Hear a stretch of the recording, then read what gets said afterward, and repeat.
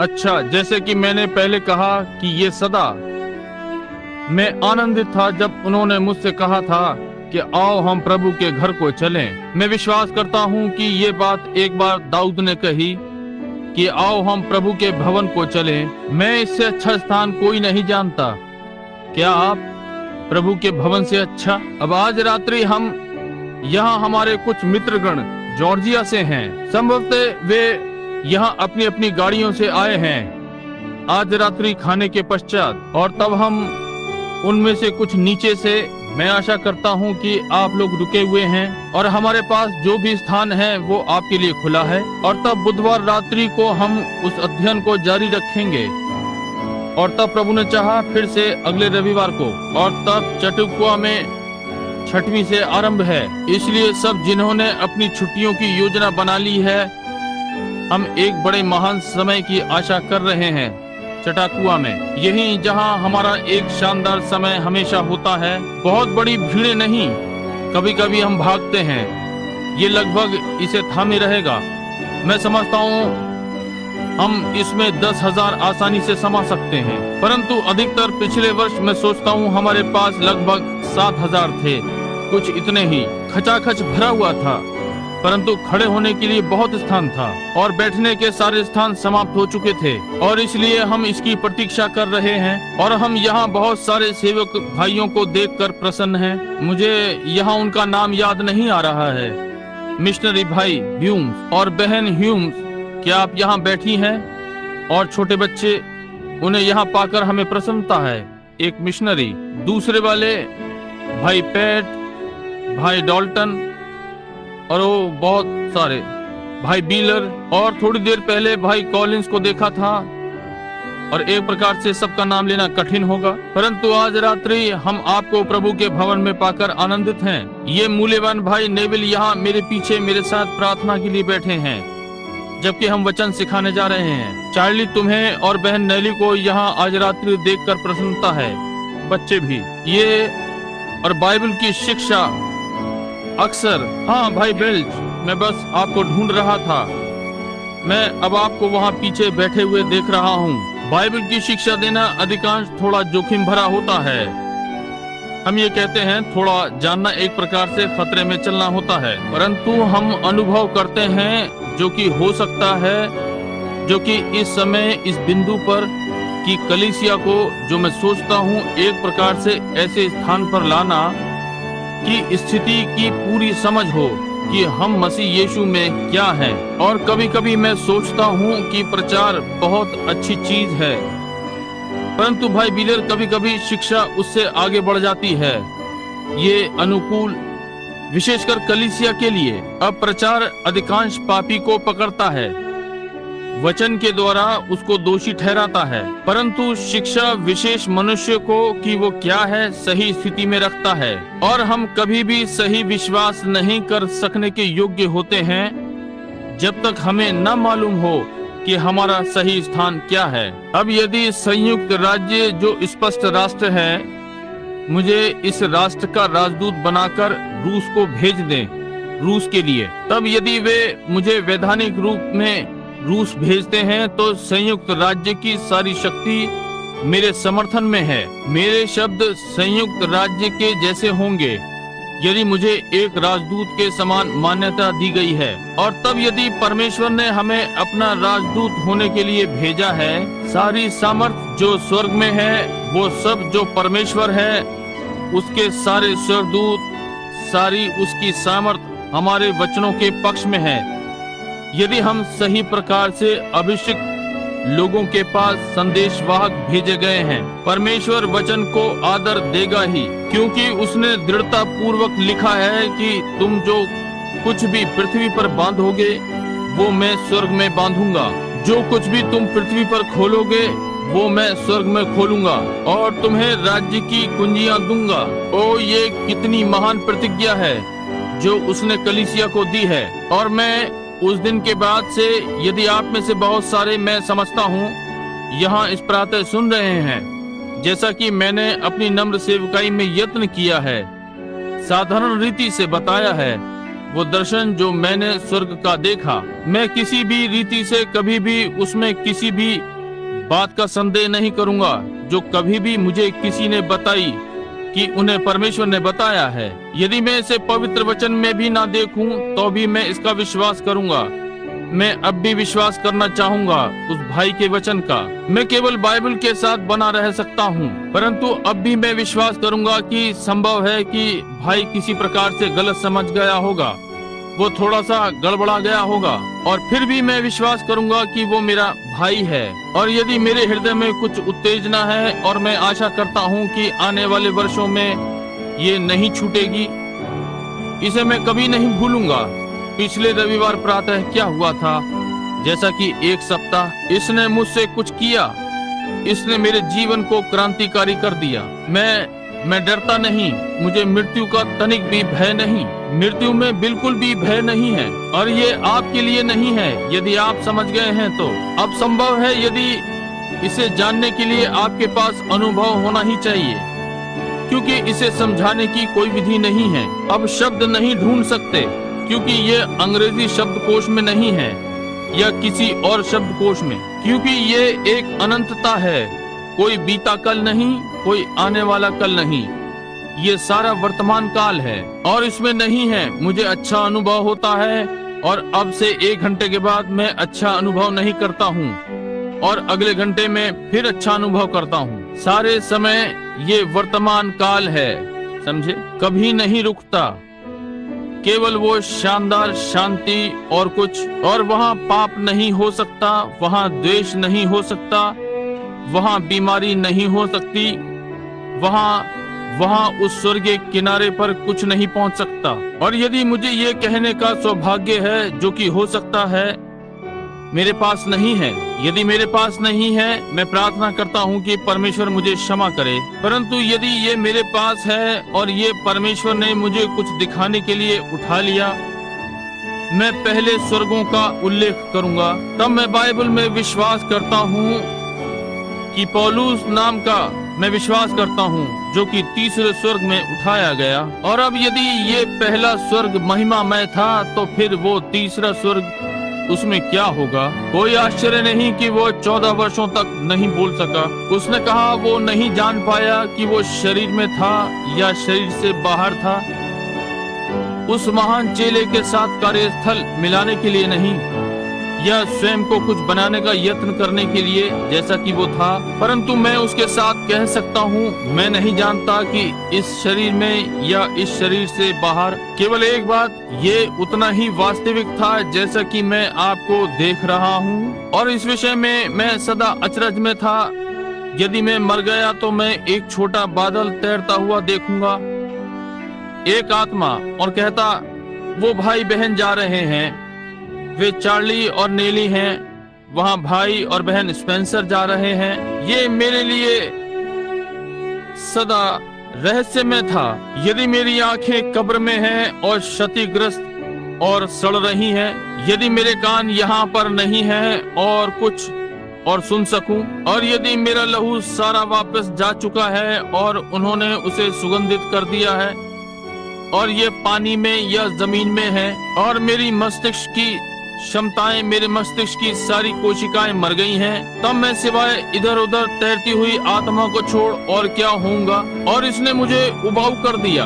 मैं कैसे कहना चाहूंगा, हेलो भाई पैट, ओ आपको देखकर प्रसन्नता हुई। हेलो भाई नेविल, मैं आपको कैसे देखूंगा? परंतु मैंने सोचा, जब मेरे पास देखने के लिए कुछ नहीं होगा, बोलने के लिए कोई मुंह नहीं होगा, ये तो मिट्टी है, सड़ गया, मैं कैसे कहने योग्य होऊंगा हेलो भाई पैट, भाई नेविल या आदि आदि, अरे चार्ली? परंतु अब मैं जानता हूँ कि ये गलत है, क्योंकि ये वचन में लिखा है, जो कि मैं कहता हूँ भिन्न नहीं है। क्योंकि यदि ये मिट्टी का घर गिराया गया, तो हमारे पास एक और है जो प्रतीक्षा में है, दूसरा घर जिसमें आंखें, कान, होंठ, मस्तिष्क, क्षमता है। यदि ये पृथ्वी का डेरा गिराया गया, इसकी एक देह है जो मैं अनुभव कर सकता हूँ, बात कर सकता हूँ। और अब ये मेरी समझ में आता है कि अभी कि मूसा मर गया, उस ना मिलने वाली कब्र में 800 वर्षों के लिए, और एलीशा 500 वर्ष पहले स्वर्ग को चला गया। परंतु रूपांतरण वाले पर्वत पर उन लोगों को यीशु से बातें करते हुए देखा गया। सैमुएल के मरने के 4-5 वर्ष पश्चात और इंदौर की जादूगरनी ने उसे ऊपर बुलाया और वो मुंह के बल गिरी और उसने कहा, तूने मुझे धोखा दिया क्योंकि तू स्वयं शाऊल है। उसने कहा, क्योंकि मैं देवता को देखती हूँ। वो मूर्ति पूजक थी, आप समझे। मैं देवताओं को ऊपर आते देखती हूँ। और तब भी शाऊल उसे ना देख सका और उसने कहा, वो कैसा दिख पड़ता है, मुझसे वर्णन कर। कहा, वो दुबला है और उसके कंधे पर कपड़ा है। कहा, ये सैमुएल है भविष्यद्वक्ता, उसे मेरे समक्ष ला। मैं चाहता हूँ कि आप ध्यान दें कि सैमुएल के व्यक्तित्व में कोई बदलाव नहीं आया। वो अब भी भविष्यद्वक्ता था। उसने शाऊल को ठीक ठीक बताया कि अगले दिन क्या होगा। इसलिए आप देखिए, मृत्यु हमारा पूर्णतः हास नहीं करती। जैसे कि हम कब्र पर रोते और विलाप और शोक करते हैं, ये केवल हमारे रहने का स्थान बदलती है। ये हमें एक स्थान से लेकर आयु क्या है। यदि मैं 1 और घंटा जी लूं तो मैं बहुत से 16 वर्षीय लोगों से अधिक जीऊंगा। मैं बहुत से 5 वर्षीय लोगों से अधिक जीवित रहूंगा। आयु कुछ नहीं है। हम यहाँ पर किसी उद्देश्य के लिए हैं कि कुछ करें। अब यहाँ पर बहुत सी सुंदर चेहरे वाली माताएं यहाँ पर बैठी हुई हैं। कुछ उनमें से 60 या 70 वर्ष की हैं। कहेंगी, अच्छा तो भाई ब्रनम, मैंने क्या किया है? आपने अपने बालकों का पालन पोषण किया है। आपको जो करना चाहिए था वो आपने किया। संभव है कोई बूढ़े पिता यहाँ पर बैठे हुए कहें, भाई मैंने तो खेत जोते हैं, मैंने ये किया है, मैंने कभी प्रचार नहीं किया। परंतु आपने वो किया जो परमेश्वर ने आपको करने के लिए भेजा। आपके लिए एक स्थान है। कल मैं एक बूढ़े डॉक्टर से बातें कर रहा था। मेरे मित्रों में से एक डॉक्टर मित्र, प्रियजन, 80 कुछ वर्षों का है और उसकी साली आज रात्रि यहाँ आराधनालय में है और वो उसके लिए थोड़ी सी चिंतित है। और मैं उसे देखने गया और जैसे ही मैं उससे बातें करने लगा, उसने प्रसन्न होकर मुझे शिकार का किस्सा बताया जो कि बहुत वर्षों पहले कोलोराडो में हुआ था, वहीं जहां मैं शिकार करता हूं। वैसे ही होशियार और प्रसन्न। और मैंने कहा, डॉक्टर आप कितने दिनों से इलाज कर रहे हैं? उसने कहा, जब तुम दूध पीते बच्चे थे। और मैंने कहा, और बहुत सी बार? उसने कहा, मैंने अपनी बग्गी लेकर लोगों को इलाज करने को गया। मैंने घोड़े पर काठी कसी, मैंने छोटा बस्ता लिया और मैं पैदल गया। और मैंने कहा, हाँ, वहाँ प्रातः 2 बजे खाड़ी के किनारे किनारे अपनी टॉर्च के साथ उस घर को ढूंढने का यत्न किया जहाँ छोटे लड़के के पेट में दर्द या माँ एक जच्चा की पीड़ा में। कहा, हाँ ये ठीक है। और मैंने कहा, डॉक्टर आप जानते हैं, मैं विश्वास करता हूँ कि इस विभाजन रेखा के पार, यहाँ मरण और अमरता के बीच में परमेश्वर के पास एक अच्छे पुराने डॉक्टरों के लिए स्थान था जो इस प्रकार की सेवा करें। मोटे मोटे आंसू उसकी आंखों में आ गए और वो रोने लगा। उसने अपने दुर्बल हाथों को उठाया और कहा, भाई मैं ऐसी आशा करता हूँ उस पार परमेश्वर मनुष्य के प्राण का न्याय करता है। वो क्या है? तब मैंने उसे ये संतुष्टि वाला वचन दिया। बहुत सी बार अंधेरी रात में गारे वाले खेत को जोतते हुए, किसी की सहायता करने का यत्न करते हुए, हो सकता है उसके लिए कोई पैसा ना मिला हो, परंतु ये ठीक है। मैंने कहा, यीशु ने वचनों में कहा है, धन्य है जो दयावान है, उन पर भी दया की जाएगी। और ये सत्य है। और आज रात्रि हम इन 3 पाठों में कलीसिया को स्थिर करना चाहते हैं। यदि परमेश्वर ने चाहा, कैसे और क्या देखें कि हम क्या हैं। हम पौलुस की पत्री का पहला अध्याय देखने जा रहे हैं इफिसियों से, और हम अपने अगले 3 अध्ययनों में पहले 3 अध्याय लेने जा रहे हैं। एक सांझ में एक अध्याय को लेने का यत्न करेंगे यदि ले सके तो। आज रात्रि बुधवार है और अगले रविवार प्रातः इफिसियों का पहला अध्याय। अब जबकि हम मिलकर अध्ययन करते हैं तो मैं ये कहना चाहूंगा कि इफिसियों की ये पुस्तक सिद्ध रूप से पुराने नियम के यहोशू के समानांतर है। इफिसियों की पुस्तक। अब स्मरण रखें, यदि हम इससे थोड़ा इधर उधर होने लगे आपको सिखाने में, तो हमें क्षमा करना और थोड़ा सा सब्र करना। इसके पहले कि हम इसे खोलें, हम उससे सहायता मांगे, जैसे कि हम अपने सिरों को झुकाते हैं। प्रभु, हम तेरे पवित्र और पूज्य बाइबल के पास आते हैं, जो कि सारे स्वर्गों और पृथ्वी से अधिक सुरक्षित है, क्योंकि हम इस वचन में पढ़ते हैं जो कि बाइबल कहलाती है कि स्वर्ग और पृथ्वी टल जाएंगे परंतु मेरा वचन कभी न टलेगा। तब इस गंभीर घड़ी में मैं आज रात्रि इस प्रचार मंच पर और तेरे लहू से खरीदे हुओं के समक्ष आता हूँ। ये प्रिय अनमोल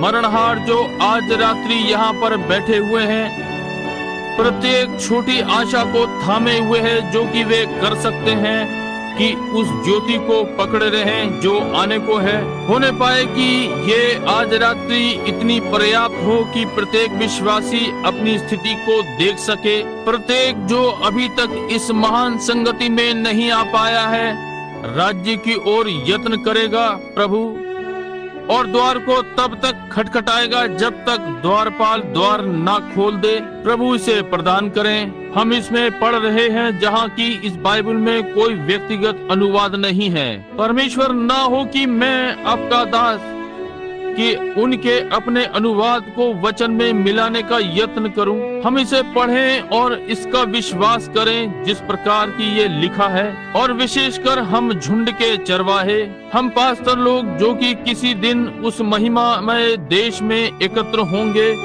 इस छोटे से झुंड के साथ, और हम प्रभु यीशु की उपस्थिति में खड़े होंगे और पीढ़ियों को आते देखेंगे, पौलुस की, पतरस की और लूका की और मरकुस की और मत्ती और वे सब, और उनके झुंडों के साथ उनका न्याय होते देखेंगे। प्रभु इसे प्रदान करें।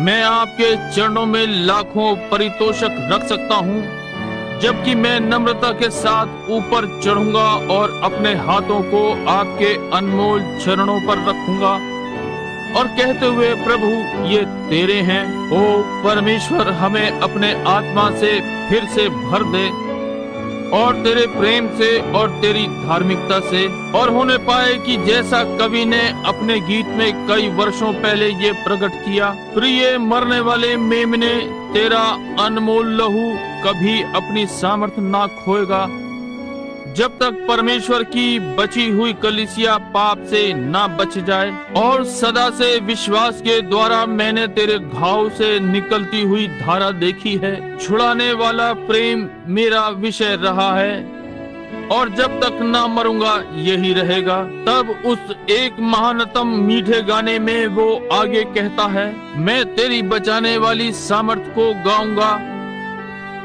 जब ये बेचारी जुबान का तुतलाना और लड़खड़ाना कब्र में शांत हो जाता है, तब ये कब्र आपके बालकों के लिए मृत्यु को नहीं रखती। ये केवल एक विश्राम का स्थान है या एक छिप जाने का स्थान। जब ये नाशमान अविनाश को पहन लेगा, होने पाए प्रभु आज रात्रि हम इसे स्पष्ट देख सकें जैसा कि ये हमें वचन में दिया गया है। हमें समझ दें और हमारे कर्तव्य के स्थान पर हमें स्थिर करें प्रभु, ताकि हम ईमानदारी के साथ जब तक आप नहीं आते हैं सेवा करें। हम ये यीशु के नाम में मांगते हैं और उसी के लिए आमीन। अब इफिसियों की पुस्तक, जैसे कि मैं अभी कह रहा था, मैं मेरे विचार से ये नए नियम की एक महानतम पुस्तक है। ये हमें वहाँ छोड़ती है जहाँ कॉल्विनवाद एक ओर समाप्त हो जाता है और दूसरी ओर आर्मेनियनवाद समाप्त हो जाता है, परंतु इफिसियों की पुस्तक इन्हें यथास्थान पर लाती है, कलीसिया को उपयुक्त स्थान पर स्थिर करती है। अब मैंने इसका यहोशू के साथ वर्गीकरण किया है। यदि आपने ध्यान दिया हो, इजराइल मिस्र से बाहर लाया गया था और उसकी यात्रा के 3 चरण थे। पहला चरण मिस्र को छोड़ना था, अगला चरण जंगल में था और अगला चरण कनान था। अब कनान सहस्र शताब्दी के युग को नहीं दर्शाता, ये केवल जयवंत युग का प्रतिनिधित्व करता है। ये जयवंतों का विधान है, क्योंकि कनान में उन्होंने मारा, जलाया और नगरों को ले लिया, और सहस्त्र शताब्दी में कोई मृत्यु न होगी। परंतु दूसरी बात जो ये कहता है, ये विश्वास के द्वारा धर्मी ठहराने को ले जाता है। जब उन्होंने मूसा पर विश्वास कर लिया और मिस्र को छोड़ दिया, पवित्रीकरण अग्नि स्तंभ के साये में चलना और जंगल में बलि किए गए मेमने का प्रायश्चित, और तब उस देश में प्रवेश करना जिसकी प्रतिज्ञा की गई थी। अब नए नियम के विश्वासी को किस देश की प्रतिज्ञा दी गई है? प्रतिज्ञा पवित्र आत्मा की है, क्योंकि योएल 2:28 अंत के दिनों में ऐसा होगा कि मैं अपना आत्मा सब प्राणियों पर उंडेलूंगा, तुम्हारे पुत्र और पुत्रियां भविष्यवाणी करेंगे, मैं अपने दास और दासियों पर अपने आत्मा में से उंडेलूंगा और वे भविष्यवाणी करेंगे, और मैं ऊपर आकाश में आश्चर्य चिन्ह दिखाऊंगा और पृथ्वी पर अग्नि और धुएं के स्तंभ और भाप। और पतरस ने पेंतिकुस्त के दिन अपना विषय लेने और प्रचार के पश्चात कहा, तुम में से प्रत्येक प्रायश्चित करो और यीशु मसीह के नाम में बपतिस्मा ले, छुटकारे के लिए, वापसी के लिए, क्षमा के लिए, आपके सारे अपराधों से वापसी के लिए, इसके पहले कि वे यरदन को पार करते। क्या आपने ध्यान दिया यहोशू पर? यहोशू ने कहा, शिविर के मध्य में से निकलकर अपने वस्त्रों को शुद्ध करो और प्रत्येक स्वयं को पवित्र करे और कोई अपनी पत्नी के पास न जाए, क्योंकि 3 दिन में तुम परमेश्वर की महिमा को देखोगे। समझे? ये एक अपने जन्म के अधिकार की प्रतिज्ञा को पाने की विधि है। अब इजराइल की प्रतिज्ञा ये थी जो परमेश्वर ने अब्राहम को फिलिस्तीन देश की प्रतिज्ञा दी थी कि वे इसके सदा सदा के लिए अधिकारी हो गए थे और इन्हें सदा इसी भूमि पर रहना था। अब वे 3 चरणों में आते हैं, इस प्रतिज्ञा के देश में आ रहे हैं। अब ध्यान दें, ये सिद्ध रूप से नए नियम में नमूना है।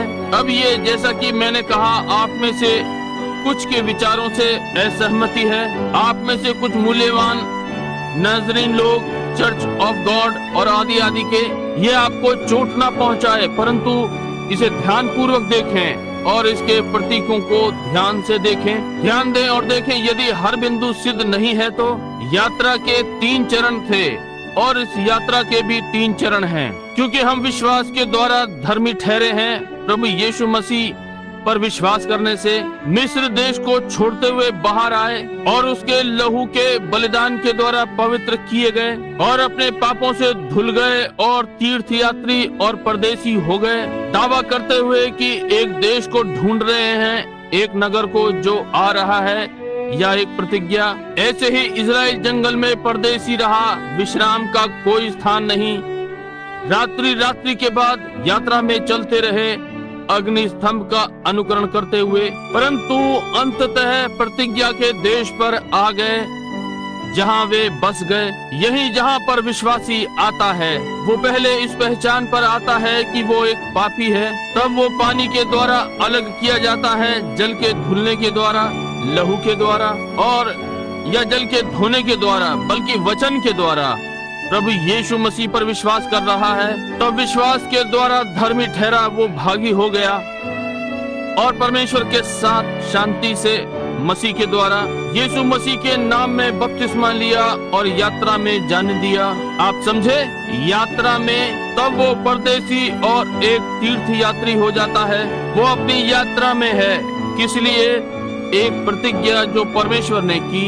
इजराइल को अभी भी प्रतिज्ञा नहीं मिली थी, परंतु वे अपनी यात्रा में थे और बिना उत्तेजित हुए कृपया समझिए, यही जहां आप नाज़रीन और पिलग्रिम होलीनेस हैं और सब आदि आदि। क्योंकि इजराइल जब वे कादेश बर्निया स्थान पर आए, जब भेदिए गए और कहा देश तो महान है, परंतु उनमें से कुछ ने वापस आकर और कहा हम इसे नहीं ले सकते क्योंकि नगर दीवारों से घिरे हुए हैं और आदि आदि। परंतु यहोशू और कालेब खड़े हुए और कहा हम उसे लेने के लिए योग्य से अधिक हैं, क्योंकि उनके पहले से परिपत्र पर हस्ताक्षर के बयान, क्योंकि उन्होंने अनुग्रह के 2 कार्यों पर विश्वास किया था, न्यायोचितता और पवित्रीकरण, और इससे आगे न जा सके। और सुनिए, वो समस्त पीढ़ी जंगल में नष्ट हो गई, परंतु वे दो जो प्रतिज्ञा देश में जाकर प्रमाण को ले आए थे कि ये अच्छा देश है और हम उसे लेने के लिए योग्य से बढ़कर हैं, क्योंकि ये परमेश्वर की प्रतिज्ञा थी। तब बजाय लोग जाने के पवित्र आत्मा प्राप्त करने के अन्य भाषाओं में बोलने लगे, परमेश्वर की सामर्थ प्राप्त करने लगे, पवित्र आत्मा का बपतिस्मा, चिन्ह, चमत्कार, आश्चर्य कर्मों। उन्होंने अनुभव किया कि ये उनकी शिक्षा की रीति रिवाज को तोड़ देगा। और इसका क्या हुआ? देश में नष्ट हो गए, ये ठीक बात है, परंतु विश्वासी कालेब और यहोशू तत्पर थे, ये प्रतिज्ञा पर जा रहे थे। वे उस देश में पहुंच गए और देश को ले लिया और उस भूमि में बस गए स्वामी के समान। और हम न्यायोचितता, पवित्रीकरण पर कभी नहीं रुके और हम पवित्र आत्मा के बपतिस्मे पर चले। हम प्रभु यीशु पर विश्वास करने में न रुकें। बपतिस्मा होने के बाद हम न रुकें, क्योंकि उसने हमें पाप भरे जीवन से शुद्ध किया है। परंतु अब हम एक स्थिति की ओर यत्न कर रहे हैं, पवित्र आत्मा के बपतिस्मे की प्रतिज्ञा पर, क्योंकि पतरस ने पेंतुकुस्त के दिन कहा, क्योंकि यह प्रतिज्ञा तुम और तुम्हारी संतानों और उन सब दूर दूर के लोगों के लिए भी है, जिन्हें प्रभु परमेश्वर अपने पास बुलाएगा। इसलिए इफिसियों यहाँ हमें यहोशू के समान उपयुक्त स्थान में स्थिर करती है, क्योंकि यहोशू ने उस देश में पार पहुँचने पर और भूमि लेते हुए तब उसने भूमि को बांटा। यहाँ इफ्राइम, यहाँ मनश्शे, और ये यहाँ पर गाद, यहाँ पर बिन्यामीन, यहाँ उसने भूमि को बांटा। और ध्यान दें, ओ इस पर हमारे हृदय उत्तेजित होते हैं। प्रत्येक इब्री माताएं उन बालकों को जन्म दे रही थीं। उसने अपनी प्रसव पीड़ा में वही स्थान बोला जहाँ उन्हें उस प्रतिज्ञा के देश में निर्धारित स्थिति में होना था। ओ, ये एक महान अध्ययन है। यदि हम इसके विस्तार में जा सकें, जो कि घंटों घंटों का समय लेगा। किसी दिन जब हम अपना आराधनालय तय कर लेंगे तो मैं आकर और पक्के 2 महीने लूंगा। ध्यान दें, जब वे उनमें से प्रत्येक वे माताएं, जब उसने इफ्राइम कहा, जब वो प्रसव पीड़ा में थी, उसे निर्धारित स्थिति में रखा गया जहाँ उसके पांव तेल में थे। ठीक वैसे ही उनमें से प्रत्येक जहाँ वे थे। और यहोशू ये ना जानते हुए, परंतु प्रेरणा के द्वारा, पवित्र आत्मा की प्रेरणा के द्वारा प्रतिज्ञा के देश में होते हुए प्रत्येक मनुष्य को उसकी प्रतिज्ञा दी। ठीक वही जो पवित्र आत्मा ने प्रतिज्ञा की थी उस जन्म के द्वारा वहाँ पहले। कैसे परमेश्वर ने ये कुछ कलीसियाएं उनकी प्रसव पीड़ाओं के द्वारा स्थापित की। उन्हें कभी कभी जबरदस्त मिला। जब एक कलीसिया पीड़ाओं में तड़पती है इस संसार से अलग, प्रभु यीशु पर विश्वास करते हुए कि पवित्र आत्मा की प्रतिज्ञा हमारे लिए वैसे ही वास्तविक है जैसे ये पेंतिकुस्त पर थी। कैसे वे उस प्रसव पीड़ा में होते हुए कर रहे और रोए, परंतु जब उन्होंने जन्म लिया और परमेश्वर के राज्य में निर्धारित स्थानों में जन्मे, तब पवित्र आत्मा ने कलीसिया में किसी को प्रेरित, किसी को भविष्यद्वक्ता, किसी को शिक्षक, किसी को चरवाहा, किसी को सुसमाचार सुनाने वाला नियुक्त किया। तब उसने वहाँ अन्य भाषाओं में बोलना, भाषाओं का अनुवाद, ज्ञान, बुद्धि, चंगाई के वरदान, सब प्रकार के आश्चर्य कर्म। कलीसिया कहाँ पर है? अब मेरे करने का ये उद्देश्य है। कलीसिया सदा किसी और का स्थान लेने का यत्न करती है, परंतु ये ना करें। आप एप्रेम के स्थान में अनाज कभी नहीं उगा सकते यदि आप मनुष्य हैं। आपको मसीह में अपना स्थान लेना है, उपयुक्त स्थान लें। और जब हम इसमें जाते हैं तो ये गहरा और भरा हुआ है। कैसे परमेश्वर कलीसिया में अन्य भाषा बोलने वाले को रखता है। दूसरा, अब हमें कई बार सिखाया गया है हम सबको अन्य भाषा में बोलना है। ये गलत है। हम सबको ये करना है। नहीं, हमें नहीं। उन सब ने एक चीज नहीं की।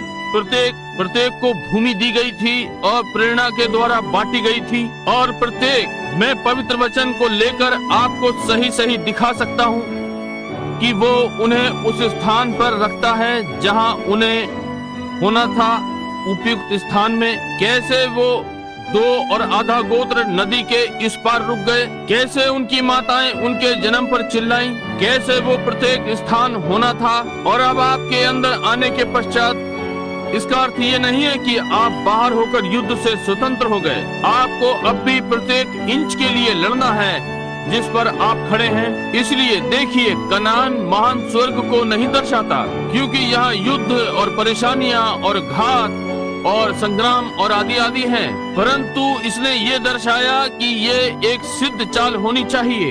यहाँ जहाँ आज कलीसियाएं असफल हो रही हैं इस चलन पर, क्या आप जानते हैं कि आपका अपना व्यवहार किसी को चंगा हो जाने से रोक सकता है? आपका दुर्व्यवहार आप विश्वासियों के अस्वीकार किए गए पापों से ये इस कलीसिया के लिए करारी हार का कारण हो सकता है। और न्याय के दिन आप हर छोटी छोटी बात के लिए उत्तरदायी होंगे। वो आप कहते हैं, अब 1 मिनट रुकें भाई ब्रनम, अरे ये सत्य है, इस पर सोचें। यहोशू जब पार होकर उस भूमि पर पहुंच गया, परमेश्वर ने उसे प्रतिज्ञा दी कि जरा सोचिए, पूरे अभियान में युद्ध करना बिना किसी मनुष्य की क्षति के, यहाँ तक कि बिना खरोंच के, बिना नर्स के या प्राथमिक उपचार या पट्टी के। आमीन। परमेश्वर ने कहा, भूमि तुम्हारी है, जाओ लड़ो। इस पर सोचें, एक पूरे अभियान में युद्ध करना है और वहाँ कोई आसपास रेड क्रॉस नहीं थी, कोई भी घायल नहीं होगा।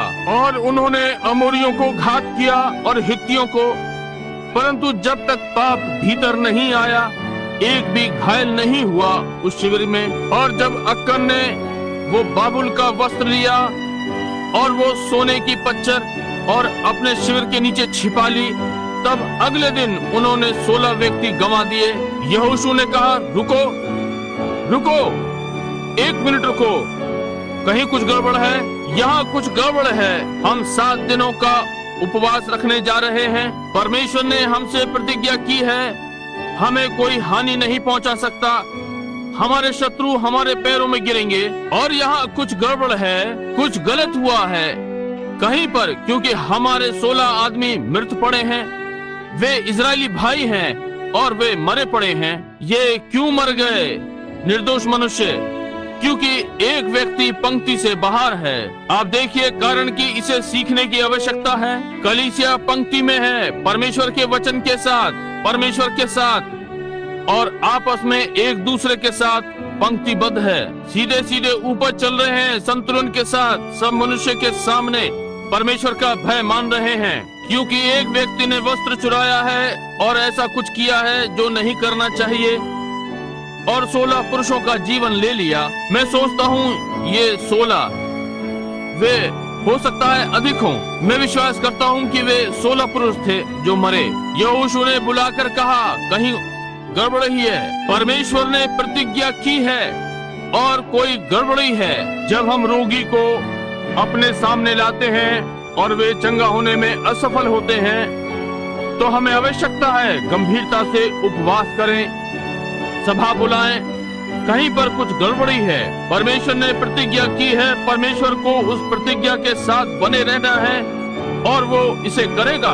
और उसने उपवास का प्रचार करवाया और उन्होंने ढूंढ लिया, उन्होंने पर्ची डाली और अक्कन ने इसे स्वीकार कर लिया। और उन्होंने अक्कन के परिवार को मार डाला और सब उन्हें जलाकर राख कर दिया और उसे वहां स्मृति चिन्ह के लिए छोड़ दिया।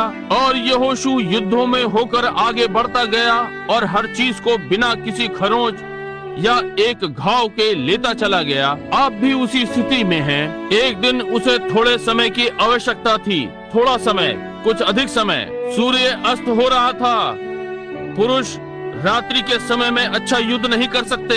यहोशू वो महान योद्धा, परमेश्वर से अभिषिक्त, सही स्थान पर स्थापित उस भूमि में, जैसे इफिसियों नई कलीसिया में अधिकार, भूमि का अधिकार उसे ले रहे थे। उसे थोड़े से समय की आवश्यकता थी, इसलिए उसने कहा, सूर्य थम जा। और वो लगभग 12 घंटों के लिए रुक गया, जब तक कि उसने वो भूमि जीत ना ली। समझे? अब इफिसियों की पुस्तक हमें मसीह में सही स्थान में रखती है। कि वे पवित्र भूमि में क्या थे। हम पवित्र भूमि में नहीं रखे गए परंतु पवित्र आत्मा में। अब हम जरा एक वचन को पढ़ते हैं। देखिए कि कलीसिया कितनी सिद्ध है। पौलुस की ओर से जो परमेश्वर की इच्छा से यीशु मसीह का प्रेरित है। ओ मुझे ये पसंद है कि परमेश्वर ने उसे प्रेरित बनाया। किसी प्राचीन ने उसके ऊपर हाथ नहीं रखा, किसी बिशप ने उसे कहीं नहीं भेजा, परंतु परमेश्वर ने उसे बुलाया और प्रेरित बनाया। पौलुस की ओर से जो परमेश्वर की इच्छा से यीशु मसीह का प्रेरित है, उन पवित्र और मसीह यीशु में विश्वासी लोगों के नाम जो इफिसुस में हैं। ध्यान दें वो इसे कैसे संबोधित करता है। ये अविश्वासियों को नहीं है, ये कलीसिया को है। ये बुलाए हुओं को कहता है, पवित्र किए गए और जो मसीह यीशु में बुलाए गए हैं। अब यदि आप जानना चाहते हैं कि हम मसीह यीशु में कैसे आते हैं, यदि आप पहला कुरिन्थियों 12 निकालें, इसने कहा क्योंकि हम सब ने एक ही आत्मा के द्वारा एक ही देह में होने के लिए बपतिस्मा लिया। कैसे, किसके द्वारा बपतिस्मा? पवित्र आत्मा के द्वारा, पानी के बपतिस्मे के द्वारा नहीं आप चर्च ऑफ क्राइस्ट के लोगों, परंतु एक ही आत्मा के द्वारा। आधाता माँ आत्मा, हाथ मिलाने के द्वारा नहीं, पत्र के द्वारा नहीं, ना एक छिड़काव के द्वारा, परंतु एक आत्मा के द्वारा हम सब ने एक ही देह में बपतिस्मा लिया। हमारा अधिकार, वो भूमि जो परमेश्वर ने हमें रहने के लिए दी, पवित्र आत्मा, वैसे ही जैसे उसने यहूदियों को कनान दिया, उसने हमें पवित्र आत्मा दिया। एक ही आत्मा के द्वारा हम सब ने एक देह में बपतिस्मा लिया। आप समझे? अब ये आत्मिक कनानियों से बात कर रहा है। इज़राइल, आत्मिक इज़राइली जिन्होंने देश को अधिकार में लिया। ओ क्या आप आनंदित नहीं कि आप मिस्र के लहसुन से बाहर आ गए? क्या आप आनंदित नहीं आप जंगल से बाहर आ गए? और स्मरण रखें, उन्हें मन्ना ही खाना था, स्वर्ग से स्वर्गदूतों का खाना, जब तक वे पार होकर उस देश में नहीं पहुंच गए। और जब वे पार होकर उस देश में पहुंच गए, मन्ना गिरना बंद हो गया। तब वे पूरी तरह से परिपक्व हो गए थे और उन्होंने भूमि का पुराना अनाज खाया। अब जबकि आप बालक नहीं हैं, अब आपको सुसमाचार के सच्चे दूध की इच्छा नहीं है कि आपकी देखभाल करनी पड़े और पुचकारना और आराधनालय में आने के लिए उत्साहित करना पड़े। अब आप वास्तविक परिपक्व मसीही हैं। अब आप ठोस भोजन खाने के लिए तैयार हैं। आप उसमें आने के लिए तैयार हैं जो उसने कहा है। आप उन बातों को समझने के लिए तैयार हैं जो गहरी और भरपूर हैं। ओ हम उसमें सीधे सीधे जा सकते हैं। और ओ ये तो पृथ्वी के रचने से पहले छिपी हुई थी। उसने कहा अब आप इसमें आ गए हैं। मैं ये आपको संबंधित कर रहा हूँ। उन्हें नहीं जिन्होंने अभी अभी मिस्र को छोड़ा है, उनको नहीं जो अब भी यात्रा में हैं, परंतु उनको जो प्रतिज्ञा के देश में हैं, जिन्होंने प्रतिज्ञा प्राप्त कर ली है। कितनों ने पवित्र आत्मा की प्रतिज्ञा प्राप्त कर ली है। ओ क्या आप आनंदित नहीं हैं? यहाँ अब इस देश में पुराने अनाज को खा रहे हैं, परमेश्वर की ठोस वस्तुओं को खा रहे हैं और स्पष्ट समझ को प्राप्त किया है। आपका आत्मिक मस्तिष्क व्यवस्थित हो गया है। आप जानते हैं कि सही में वो कौन है। आप ठीक ठीक जानते हैं वो क्या है। आप ठीक ठीक जानते हैं आप कहाँ जा रहे हैं। आप इस विषय में सब ठीक ठीक जानते हैं। आप जानते हैं कि आपने किस में विश्वास किया है और उत्साहित हुए हैं। आपने जो आज के दिन के विरोध में वचनबद्ध हुए हैं, वो उसे बनाए रखने योग्य है। ओ यही वो है, इन्हीं से जिनसे अब पौलुस बात कर रहा है। ध्यान से सुनिए। अब देखिए, मसीह यीशु में विश्वासी। अब इसे दोहराने के लिए मेरे पास कलीसिया हो। हम मसीह में कैसे आते हैं? कलीसिया में सम्मिलित होने के द्वारा नहीं, अपने नाम को पुस्तक में लिखवाने के द्वारा नहीं, डुबकी का बपतिस्मा लेने के द्वारा नहीं। कैसे हम मसीह में आते हैं? एक ही पवित्र आत्मा के द्वारा। हम सब ने एक प्रतिज्ञा में बपतिस्मा लिया, देह में। और वो सब जो उस देश में है उसके भाग हो गए हैं। आमीन। ओ मुझे ये पसंद है। यदि मेरा गला खराब ना होता तो मैं चिल्ला सकता था। जब मैं इस भूमि में आ गया तो ये मेरी है। अब मैं घर में हूँ, मैं कनान में हूँ। मैं प्रत्येक बात जिसके लिए परमेश्वर मुझे प्रयोग करना चाहता है अधीन हूँ। मैं पवित्र भूमि पर चल रहा हूँ, एक राजा का बालक वस्त्र पहने हुए और तैयार। मैं मिस्र से बाहर आ गया हूँ, प्रतिज्ञा के देश से होकर आया हूँ, परीक्षाओं में स्थिर रहा हूँ, यरदन से पार हो गया हूँ और इस धन्य प्रतिज्ञा में हूँ। मैंने किस प्रकार से इसे पाया? एक ही आत्मा के द्वारा। इसी प्रकार से पौलुस ने इसे पाया, मुझ पर भी उसी प्रकार से हुआ। जैसा उस पर हुआ उसी प्रकार से आप पर किया। एक ही आत्मा के द्वारा हम सबने बपतिस्मा लिया, ना कि छींटे से। इसका केवल थोड़ा सा छिड़काव बहुत अच्छा लगता है, परंतु मैं नीचे डूबा हूँ। सब कुछ पवित्र आत्मा के अधीनता के नीचे तैरने को बनाया गया। यही प्रतिज्ञा है हमारा इफिसियों, हमारा यहोशू जो कि पवित्र आत्मा है। यहोशू का अर्थ यीशु बचाने वाला, यहोशू का अर्थ पवित्र आत्मा।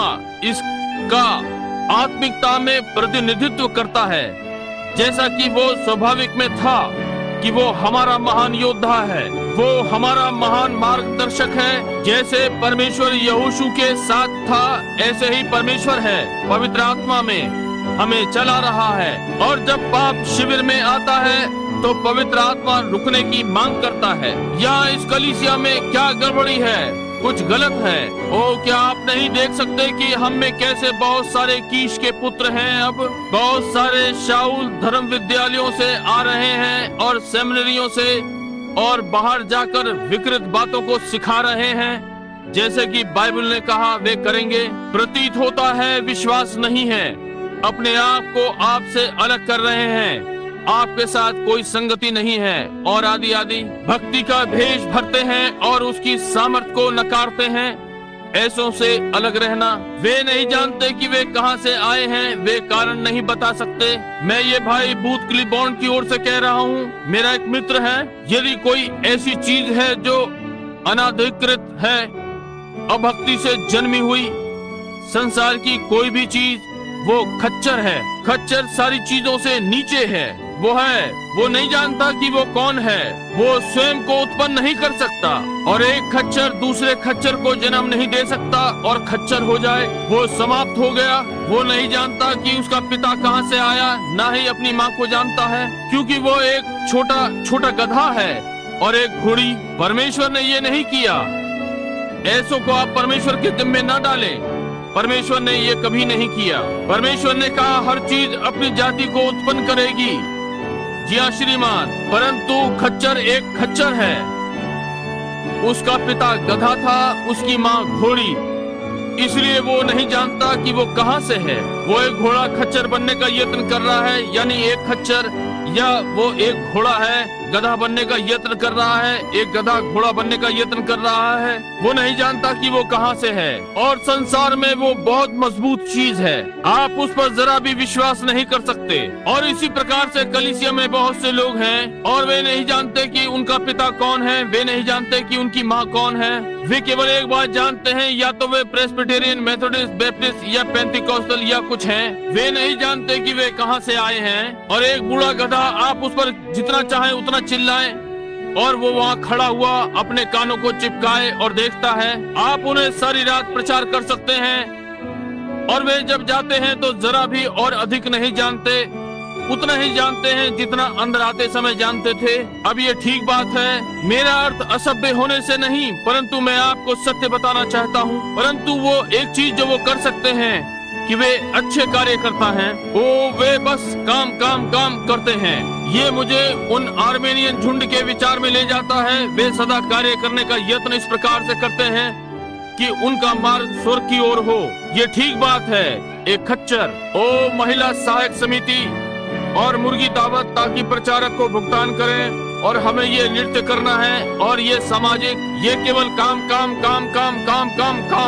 और वे इसके लिए ये कार्य कर रहे हैं। आप उनसे पूछें क्या जब से आपने विश्वास किया है आपने पवित्र आत्मा पाया?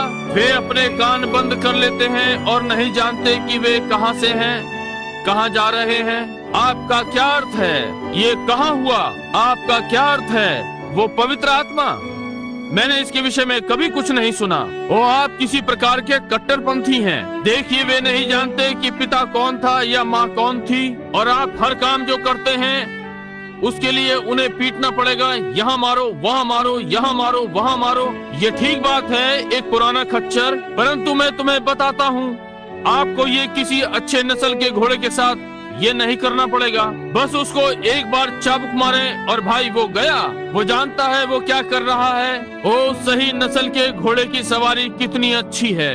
ये कहने में कितना अच्छा है, लड़के आओ। ओ पुरुष, अच्छा है कि आप कसकर पकड़े रहें, वो काठी को हवा में उड़ा देगा। सही नस्ल वाले मसीही के साथ यही बात है। हालेलुया। तुम पवित्र आत्मा प्राप्त करो, तुम में से प्रत्येक प्रायश्चित करे, तुम में से प्रत्येक और यीशु मसीह के नाम में बपतिस्मा ले, अपने अपने पापों की क्षमा के लिए गया। जितनी जल्दी ही वे पानी में जा सकते हैं वे चले गए। वे दिन और रात चैन से नहीं रह सकते जब तक वे पवित्र आत्मा प्राप्त ना कर लें। क्यों? आप जानते हैं, एक मसीही जानता है कि उसका पिता कौन था। देखिए, जन्म देने के लिए ये दो को लेता है, वे सही पिता और माता।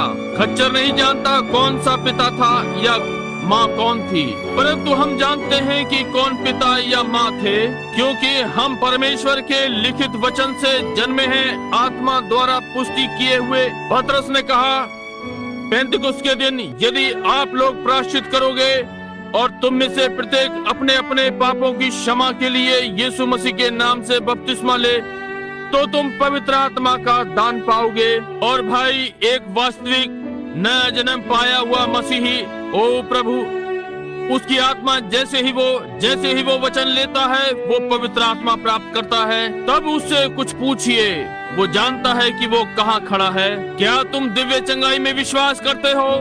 आमीन। क्या आप दूसरे आगमन पर विश्वास करते हैं? आमीन। ये खच्चर से पूछें। खच्चर धर्म, ओ मैं नहीं जानता।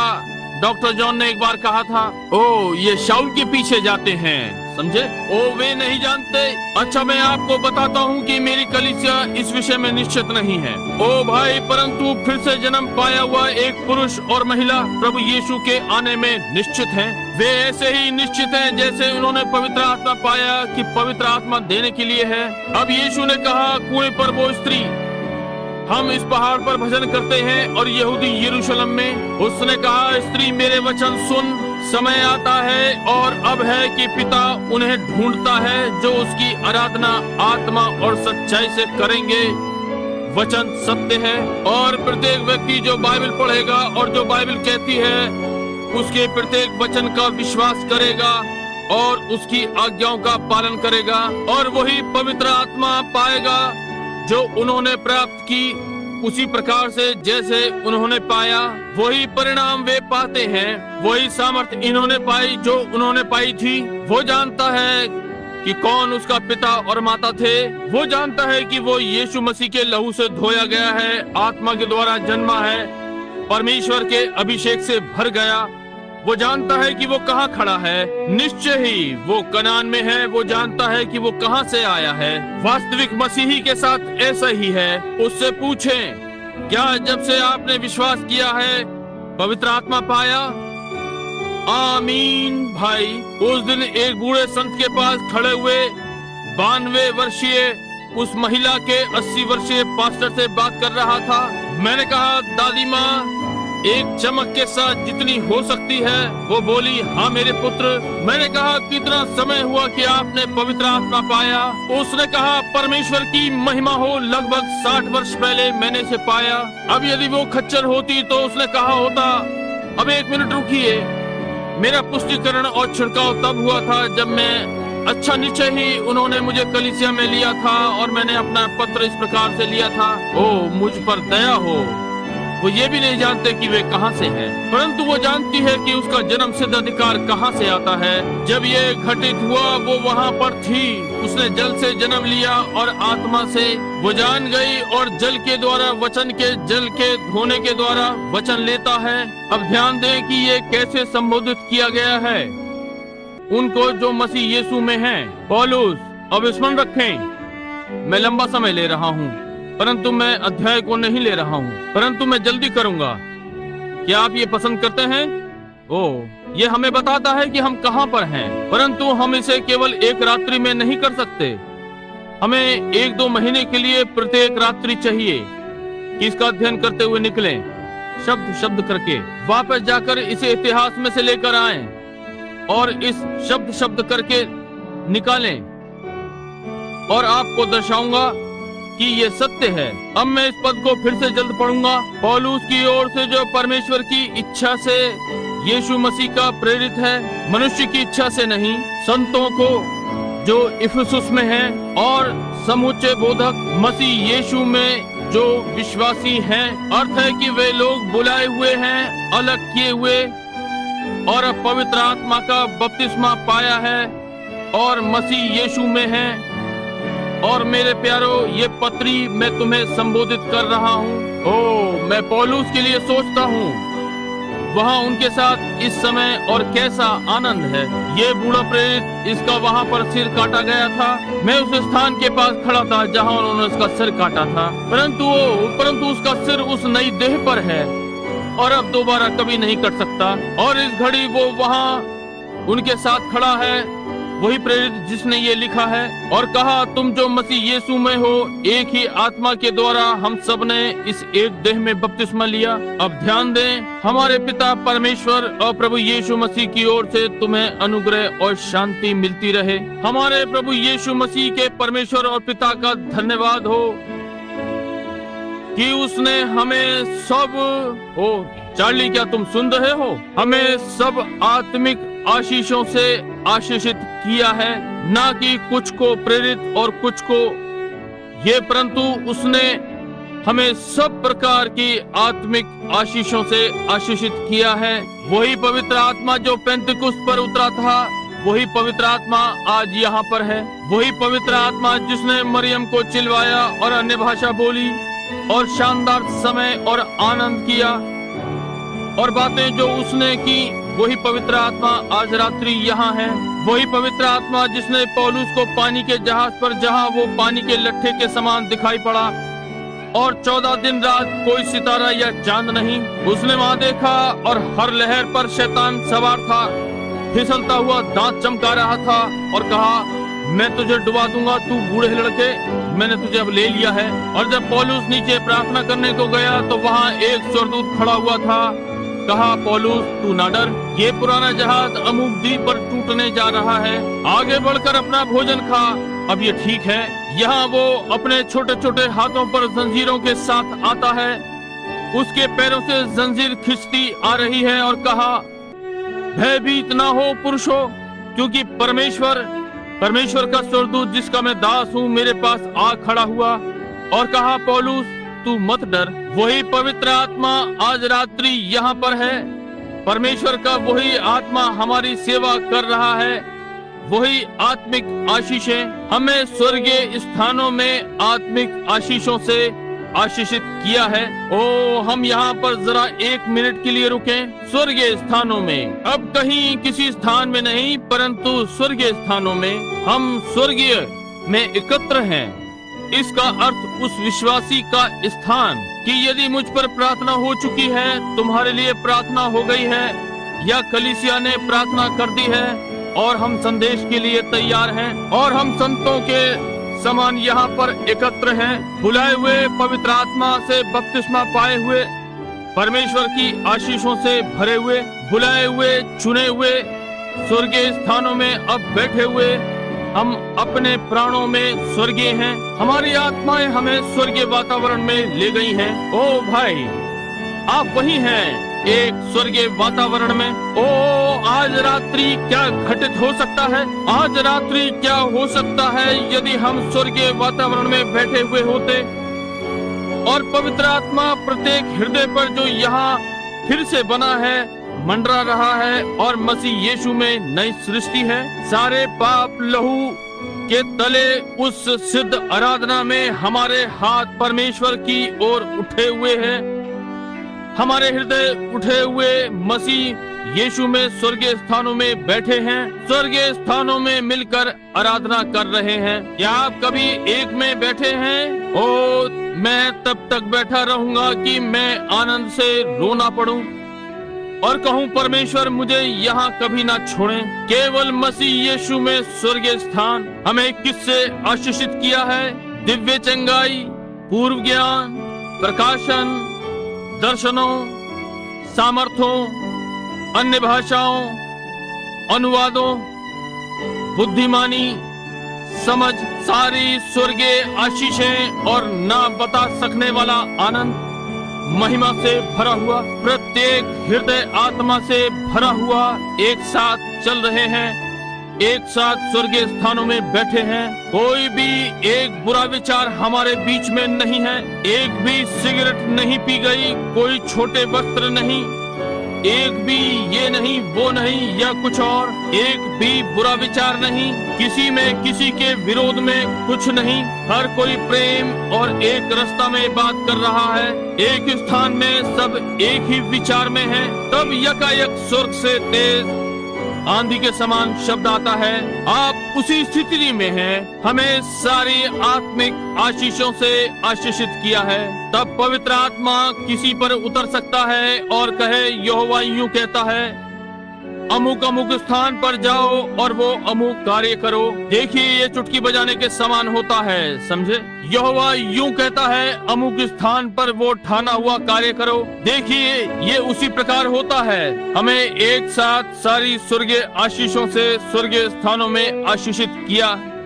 देखिए, जैसा कि उसने हमें चुन लिया है। क्या हमने उसे चुना या उसने हमें चुना? कब? उस रात्रि जब हमने उसे स्वीकार किया, चुना। जैसे कि उसने हमें जगत की उत्पत्ति से पहले उसमें चुन लिया कि हम उसके निकट प्रेम में पवित्र और निर्दोष हों। नामधारियों में, प्रेम में। परमेश्वर ने हमें कब चुना? परमेश्वर ने आपको कब चुना? यही पवित्र आत्मा पाया। उसने आपको कब चुना? संसार की सृष्टि से पहले उसने आपको चुना और यीशु को भेजा ताकि वो आपके पापों को शांत करने वाला हो, कि तुम्हें बुलाए, कि स्वयं से मेल मिलाप कर ले, कि प्रेम करे। इच्छा है कि हमारे पास कुछ और मिनटों को हो। मुझे इसके पहले कि हम कुछ आगे बढ़े, वापस उत्पत्ति 1:26 में जाएं। मैं बुधवार को इसे लूंगा। परमेश्वर ने जब मनुष्य को बनाया, इसके पहले कि मनुष्य को बनाता, उसने स्वयं को LELELH एला एलोहिम कहा। इब्रानी में इस शब्द का अर्थ है स्वयं भू, सब स्वयं से। उससे पहले कुछ भी विद्यमान नहीं था, वही केवल अस्तित्व में था, स्वयं भू, केवल। एला एलोहिम का अर्थ है सर्व पर्याप्त, सर्व सामर्थी, सर्व शक्तिमान, स्वयं भू। परंतु उत्पत्ति 2 में जब उसने मनुष्य को बनाया, उसने कहा, मैं हूँ, YAHUJUVUH,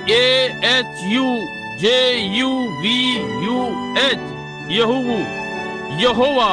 इसका क्या अर्थ है? मैं ही सर्वे सर्वा हूँ, वो जिसने स्वयं में से उत्पत्ति की कि मेरा पुत्र हो या एक अल्पकालिक या एक नौसिखिया, मेरा एक छोटा, महिमा हो। क्यों? उसने मनुष्य को दिया। यहोवा का अर्थ उसने मनुष्य को एक नौसिखिया ईश्वर में होने दिया, क्योंकि वो एक पिता है, परमेश्वर, और उसने मनुष्य को एक नौसिखिया ईश्वर बनाया।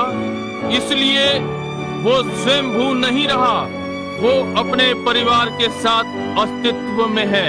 एला एला एलोहिम। अब वो यहोवा है। यहोवा का अर्थ वो जो अपने परिवार के साथ विद्यमान है। परमेश्वर ने मनुष्य को समस्त पृथ्वी पर राज्य करने के लिए बनाया। उसके पास राज्य था और पृथ्वी मनुष्य के अधिकार में थी। क्या ये वचन है? तब यदि ये उसके अधिकार में थी तो वो इस पृथ्वी पर ईश्वर था। वो बोल सकता था और वैसा होता। वो ये बोल सकता था और वैसा होता।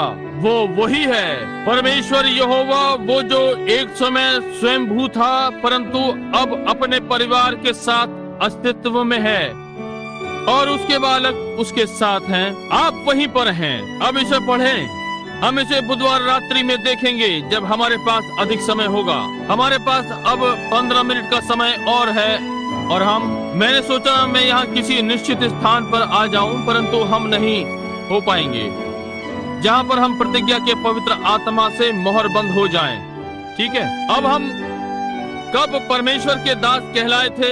ऑर्मन नेविल कब परमेश्वर के दास कहलाए? ओह प्रभु, ये मुझे विचलित कर देता है। मैं आपको बताता हूँ। हम कुछ वचनों को लें। मैं चाहता हूँ कि पहले आप पहला पत्रस 1:20 को लें और पैट प्रकाशित वाक्य 17:8 निकालो और मैं प्रकाशित वाक्य 13 लेता हूँ। अब हम यहाँ सुनना चाहते हैं। आप जानना चाहते हैं कि परमेश्वर ने आपको कब मसीही कहा? ओ, मुझे ये अच्छा लगता है। ये है, मनुष्य केवल रोटी से ही जीवित नहीं रहेगा परंतु हर वचन से जो परमेश्वर के मुख से निकलता है। ठीक है भाई नेविल, आपने पहला पत्र 1:20 निकाल लिया। पढ़िए 1:19 और 1:20। इसे सुनिए।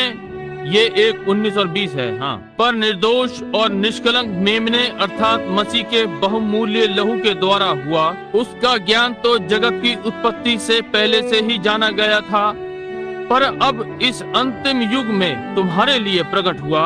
वो कब से ठहराया गया? जगत की उत्पत्ति से पहले। भाई पैट मेरे लिए पढ़िए प्रकाशित वाक्य 17:8। वो पशु तूने देखा है, वो पहले तो था पर अब नहीं है और अथाह कुंड से निकलकर विनाश में पड़ेगा। और पृथ्वी के रहने वाले जिनके नाम जगत की उत्पत्ति के समय से जीवन की पुस्तक में लिखे नहीं गए, इस पशु की ये दशा देखकर कि पहले था अब नहीं है और फिर आ जाएगा, अचंभा करेंगे। कौन धोखा खाने वाला है? कौन इस धार्मिक व्यक्ति के द्वारा धोखा खाने जा रहा था? जैसे शाऊल था। वो बहुत चालाक था और इतना सिद्ध जब तक कि वो किसी को धोखा न दे। चुनेओं को यदि ठीक है। प्रकाशित वाक्य 13:18 मैं आपके लिए ये पढ़ दूं। और पृथ्वी के वे सब रहने वाले जिनके नाम उस मेमने की जीवन की पुस्तक में लिखे नहीं गए, जो जगत की उत्पत्ति के समय से घात हुआ है, इस पशु की पूजा करेंगे। हमारे नाम कब मेमने की जीवन की पुस्तक में लिखे गए? जब मेमना जगत की उत्पत्ति से पहले घात किया गया। जब परमेश्वर यहोवा था, एल एला एलोहिम स्वयंभू, जैसा कि एक बड़ा हीरा और वो कुछ और नहीं हो सकता, परंतु इस हीरे के अंदर उसके गुण बचाने वाले के थे। इस गुण में उसके अंदर एक चंगा करने वाला था।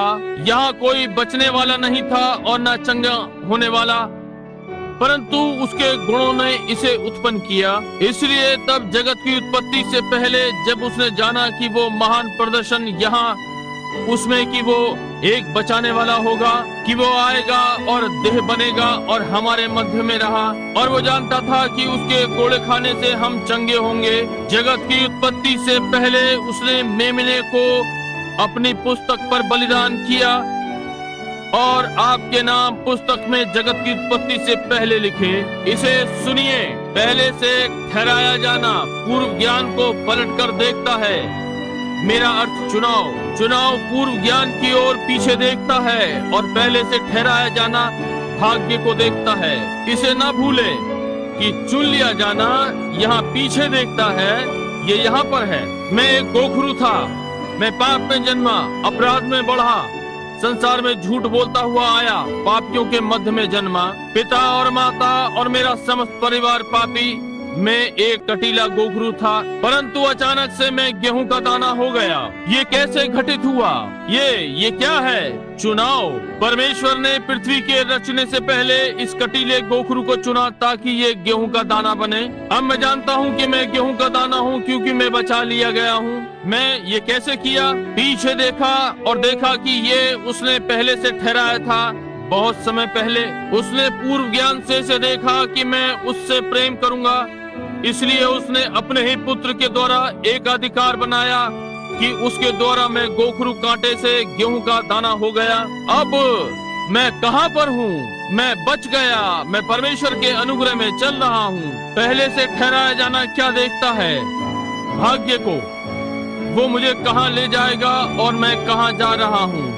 आमीन। इसने आपको पा लिया है, आप इसी स्थिति में हैं। अब हम थोड़ा सा आगे बढ़ें, तब हमें जल्द ही बंद करना है। जैसा उसने हमें जगत की उत्पत्ति से पहले उसमें चुन लिया कि हम उसके निकट प्रेम में पवित्र और निर्दोष हों, और अपनी इच्छा के सुमिति के अनुसार हमें अपने लिए पहले से ठहराया कि यीशु मसीह के द्वारा हम उसके लेपालक पुत्र हों।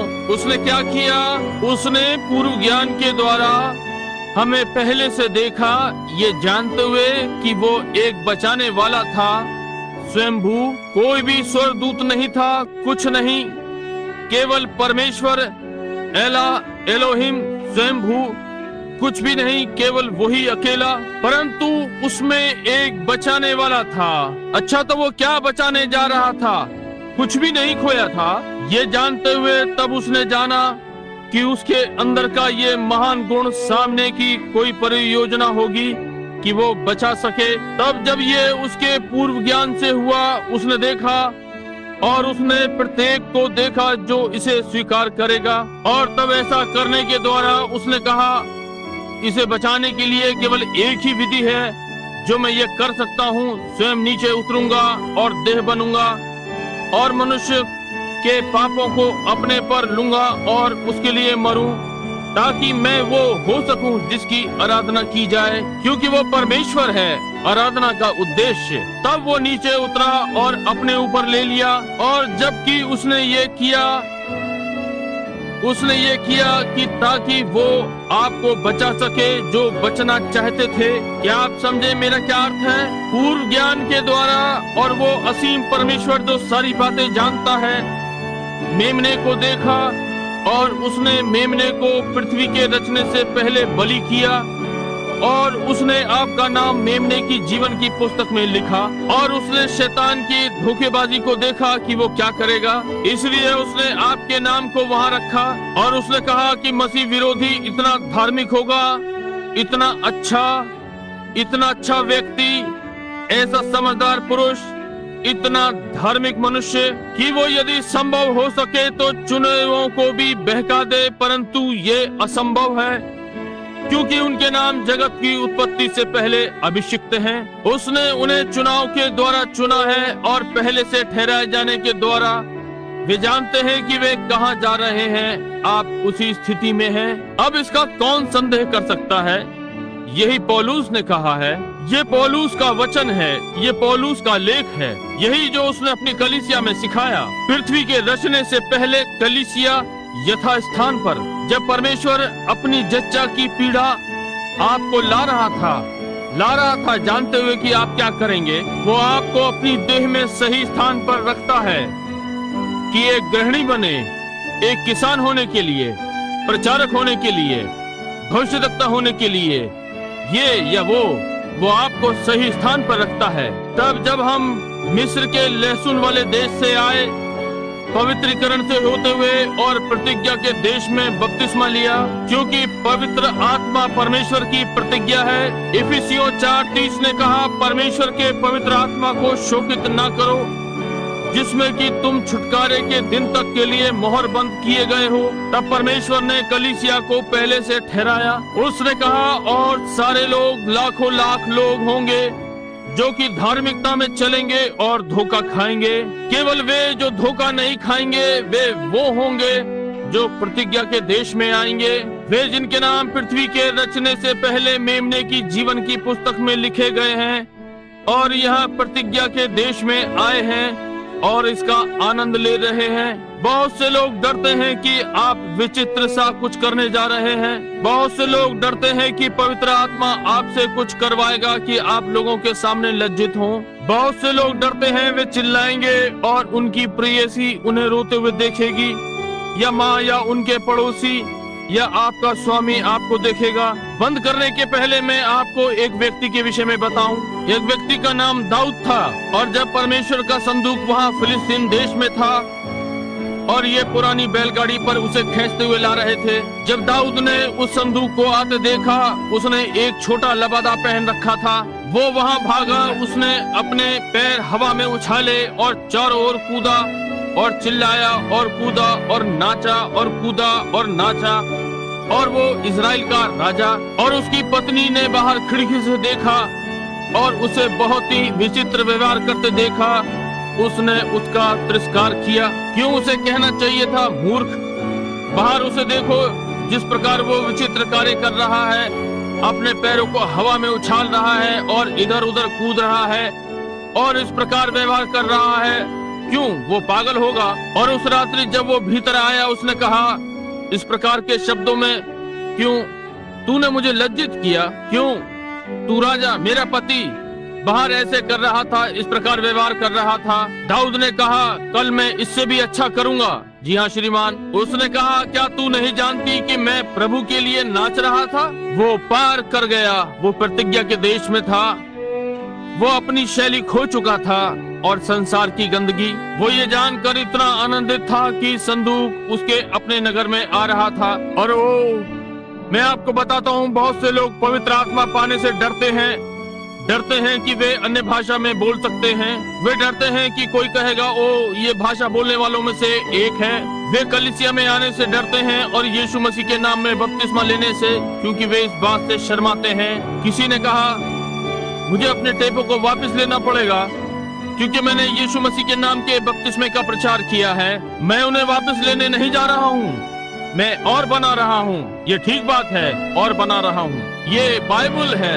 यदि वे इसे पसंद नहीं करते कि हमने कल क्या किया, ध्यान दे आने वाले कल में हम क्या करने जा रहे हैं। देखिए करने के लिए यही चीज है, बस बढ़ते रहिए। इसका कोई अंत नहीं है क्योंकि ये प्रभु का है, ये परमेश्वर है। आप जानते हैं कि परमेश्वर ने क्या किया। परमेश्वर ने स्वर्ग से नीचे देखा, उसने कहा दाऊद तू वो मनुष्य है जो मुझे हृदय से अच्छा लगता है। दाऊद लज्जित नहीं हुआ, वो प्रभु का दास था। उसने प्रभु से प्रेम किया और वो इतना प्रसन्न था, इतना आनंद से उतावला हो गया कि उसने मानव सम्मान के लिए भी नहीं सोचा। आप देखिए, जैसे कि मैंने अपने उपदेश में आज प्रातः कहा, हम इतने डरे हुए हैं कि हम चाहते हैं कि एक शाऊल हमें सिखाए। हम अपने धर्म विद्यालय से एक शाऊल चाहते हैं कि हमें बताए कि कैसे हमें अपने धर्म का निर्वाह करना चाहिए और हमें ये कैसे करना चाहिए। ये यर्दन के उस पार है, इस ओर पवित्र आत्मा अगुवाई करता है।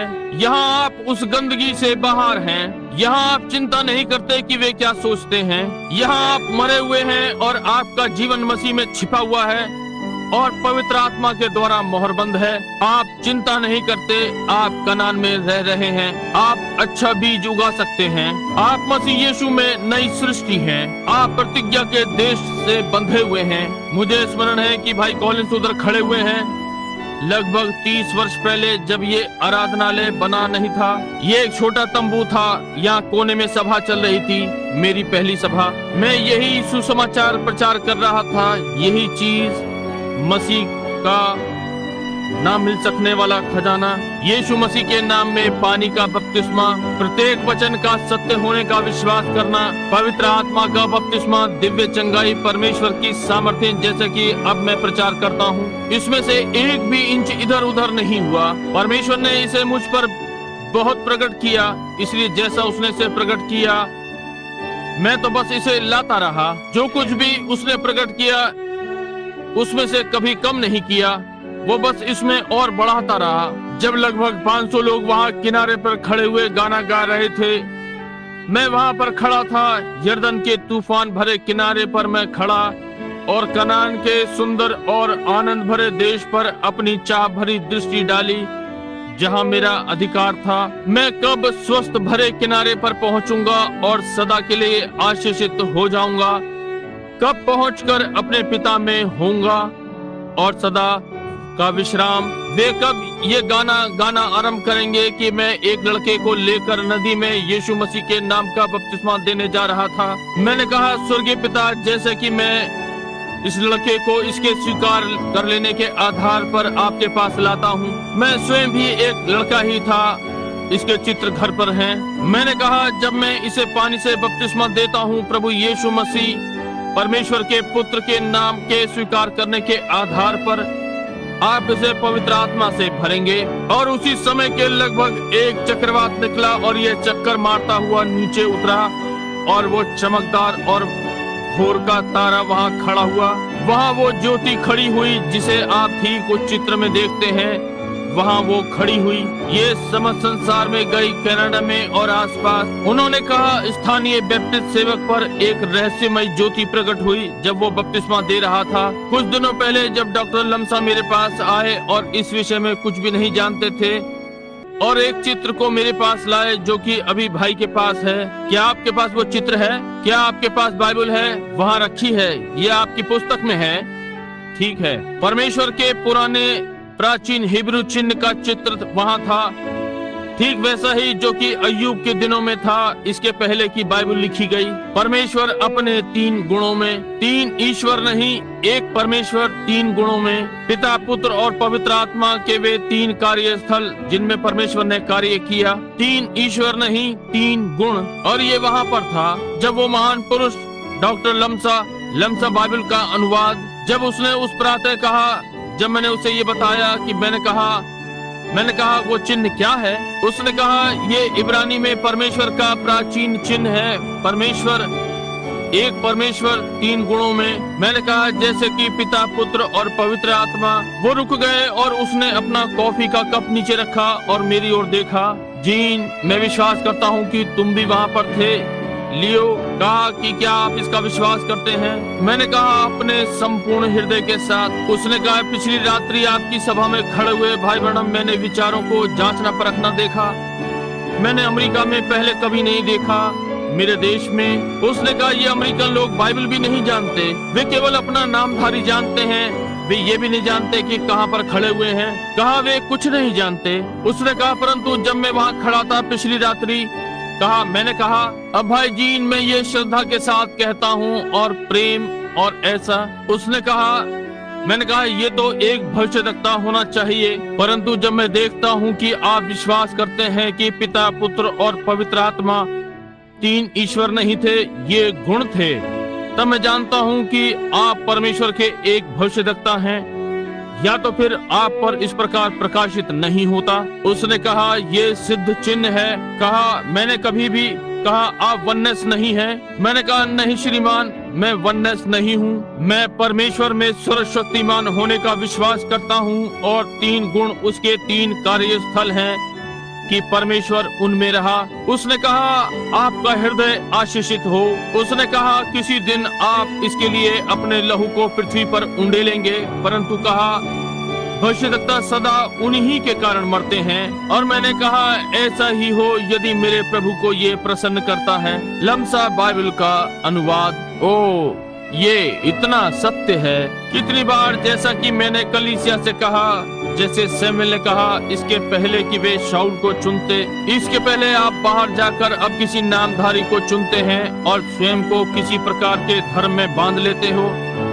क्यों नहीं आप पवित्र आत्मा को अपनी अगुवाई करने देते हैं? क्यों नहीं आप परमेश्वर को अपने मार्गदर्शन के लिए लेते हैं और उसे ही आपको आशीषित करने दें और अपने नामधारी को भूल जाएं? अब मैं ये नहीं कह रहा हूँ कि आप किसी नामधारी कलीसिया से संबंधित ना रहें। आप जिसके साथ चाहें रहें, ये आप पर निर्भर करता है, परंतु मैं एक व्यक्ति के समान बता रहा हूँ कि आप पवित्र आत्मा को अपना मार्गदर्शन करने दें। आप बाइबल पढ़ें और बाइबल जो करने को कहे वो आप करें। परमेश्वर आपको आशीष दे। अब मैंने आपको अधिक समय रोका है। मुझे अचरज होगा यदि यहाँ कोई प्रार्थना पंक्ति में प्रार्थना करवाने के लिए आना चाहता है। यदि वे हैं तो वे अपने हाथ उठा दें। केवल 1 2 3। ठीक है, आप सब यहाँ आ जाएं और यदि आप चाहें तो इस समय यहाँ खड़े हो जाएं और हम प्रार्थना करेंगे। और तब मैं आपको अभी छोड़ना नहीं चाहता। इसके पहले कि हम बंद करें, मैं आधिकारिक रूप में यहाँ कुछ करना चाहता हूँ। कितने गलतियों की पुस्तक के अध्ययन को पसंद करते हैं। मेरा अर्थ इफिसियों। अब बुधवार रात्रि को हम मोहर में जाएंगे और तब अगले रविवार हम उपयुक्त स्थान में कलीसिया को रखने में जाएंगे। यदि संभवतः हम आने वाले बुधवार रात्रि को उस पर जाएंगे। आप लोग जो यहाँ जेफ में हैं, कलीसिया को यथा स्थान जहाँ से वे हैं वहाँ पर रखना। प्रत्येक को हम कैसे लेपालकपन के द्वारा बुलाए गए। परमेश्वर ने हमें लेपालक पुत्र बनाया है। हम जन्म से पुत्र हैं, गोद लिए गए और पवित्र आत्मा के द्वारा यथा स्थान पर रखे गए। देखिए, वे सारे के सारे इब्रानी थे जब उन्होंने नदी को पार किया, परंतु यहोशू ने भूमि को विभाजित किया और प्रत्येक को उसकी भूमि उनके जन्म के समय में जो उनकी माँ के मुंह से निकला उसके अनुसार दे दिया, जहाँ पवित्र आत्मा ने उसे बताया। याकूब को देखिए, जब वो मर रहा था, एक अंधा किया गया भविष्यद्वक्ता अपने पैरों को पलंग पर समेटा, कहा, तुम याकूब के पुत्रों यहाँ आओ और मैं तुम्हें बताऊंगा कि तुम अंतिम दिनों में कहाँ पर होगे। महिमा हो। मैं जानता हूँ मैं परदेसी लग सकता हूँ। लोग परदेसी से लग सकते हैं, परंतु यदि आप जानते वो आश्वासन हृदय में जल रहा है। यहाँ आओ, मैं तुम्हें बताऊंगा कि अंत के दिनों में तुम कहाँ होगे। और मैं वही वचन ले सकता हूँ और नक्शा लेकर जहाँ आज यहूदी बसे हुए हैं और आपको सिद्ध करके दिखा सकता हूँ कि वे ठीक वहीं पर हैं जहाँ याकूब ने कहा था कि वे अंत के दिनों में होंगे, और उन्होंने कभी नहीं किया। वे उस स्थान पर जब तक वापस नहीं आए थे। मई 17, 1946 से, जिस रात्रि प्रभु का दूत मुझ पर प्रकट हुआ और मुझे इस उद्देश्य को बताया। और मैं आपको ये दिखा सकता हूँ कि जब वे नए देश में आए, वे ठीक वहीं गए जहाँ याकूब ने कहा था कि वे वहाँ बसेंगे, और आज वे वहाँ पर बसे हुए हैं। ओ प्रभु, हम अपने घर के एक दिन और पास आ गए हैं। तुम प्रिय लोगों, आप बीमार हैं। आप वहाँ केवल खड़े होने के लिए वहाँ खड़े नहीं होते। मैं आपका भाई हूँ। मेरे पास परमेश्वर की ओर से बीमारों के प्रार्थना करने के लिए प्राधिकार है, ना कि जैसे कि चंगा करने की सामर्थ मेरे पास है। मेरे पास नहीं है, परंतु मेरे पास प्रार्थना करने की सामर्थ है। जैसे कि इस प्रातः मैंने कहा कि दाऊद में कुछ नहीं था, परंतु एक छोटी सी गोफन, परंतु उसने कहा, मैं जानता हूँ कि परमेश्वर की सामर्थ के साथ ये क्या करेगी। समझे?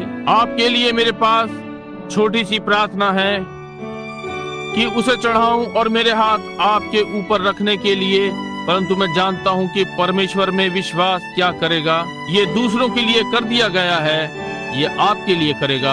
आप विश्वास करते हैं जैसे कि आपने अपने कदमों को ऊपर रखा है उस स्थान के और समीप। अब मुझे अचरज है कि इसे इतना योग्य बनाऊं यदि मैं भाई से यहाँ आने के लिए कहूँ और उन्हें तेल से अभिषेक करें। भाई नेविल, क्या आप करेंगे?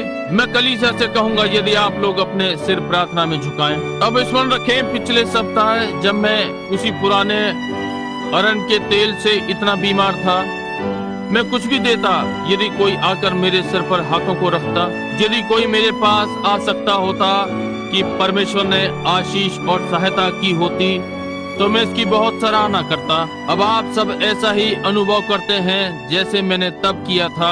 अब आप अनुभव करते हैं, आप मुझसे वैसे ही चाहते हैं जैसे मैंने तब चाहा था कि कोई मेरे लिए करे। परमेश्वर ना करे कि मैं कभी किसी कार्य से जी चुराऊं। मुझे सदा करने दें, चाहे मैं थका हुआ हूँ, चाहे मैं श्रमित हूँ, चाहे मैं कठिनता से एक दूसरा पैर चला सकूं, मुझे जाने दें, क्योंकि मैं आप में से प्रत्येक से फिर से वहां उस देश में मिलने वाला हूं। तब आप, बूढ़ी महिलाएं और बूढ़े लोग, थके हुए, सफेद बाल और गिरते हुए, और गुलाब की खिली कली के खिलने के बाद जब पंखुड़ियां गिर रही होती हैं, उसके समान टूटे हुए से आप बस टूटने जा रहे हैं, क्या नहीं?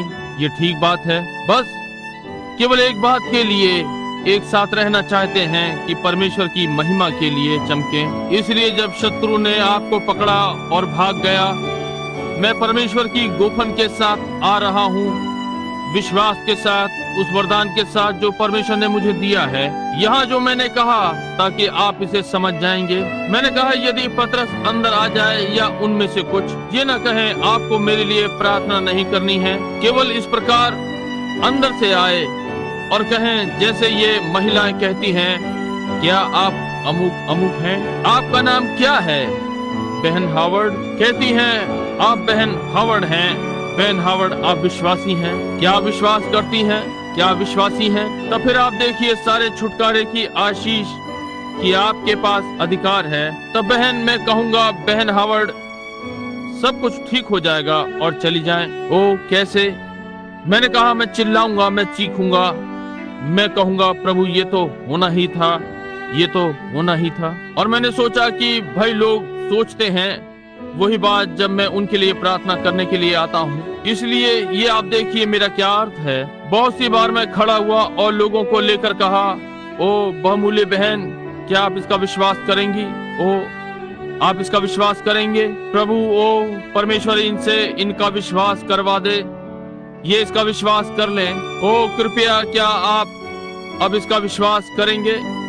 ये वो नहीं है। मैं वहां से निकल गया, मैं उसके पास से निकल गया।